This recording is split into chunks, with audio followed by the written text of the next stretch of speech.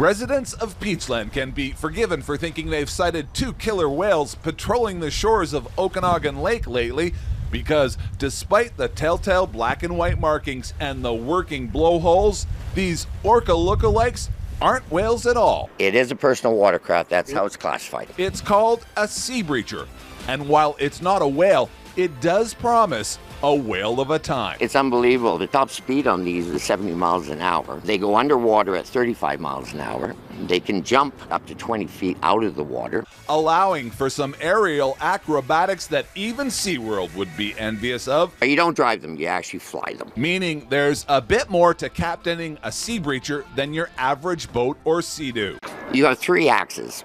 So you have roll, pitch, and yaw. So Tom Cruise would probably be right at home in the cockpit of one of these bad boys? You have to have some experience in either flying or helicopter, or take the training that we provide. Clark and his wife are the Canadian distributors for the semi-submersible Seabreacher watercraft, and they're hoping to turn the Okanagan into the Orca-looking. Get it? Orca-looking. It's a play on words so visitors to the valley can play on water. What we'd like to do is approach the rental places now for tourism, and then they can be trained and then take people out for rides. So just how much will a Seabreacher set you back?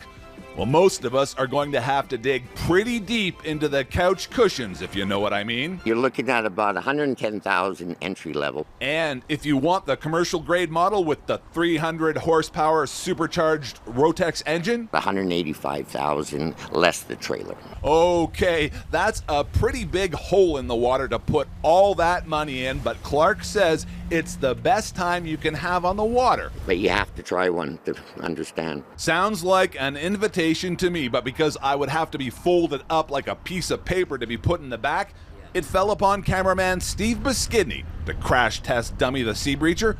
After stuffing Steve in like a sardine, off they went, full send, like some orca Uber. Steve getting ragdolled around in the back, while the Seabreacher looking like something straight out of a Bond movie. And fittingly, upon return, Steve was shaken, not stirred. It was a little tough on the body sitting in the back. Everything's pretty rigid in there, but yeah, it was fun, a lot of fun. What's not surprising is that Steve Beskidney, who's served 35 years at the television station and is about to retire, had this message for the powers that be at Global. The bigwigs are watching. I wouldn't mind having one of those for a retirement gift, yeah. Fat chance, my friend, fat chance. If you want to sail off into the sunset in a Seabreacher, you're going to have to buy your own little piece of the Okanagan. For the lowdown, Travis Lowe, Global News, Peachland.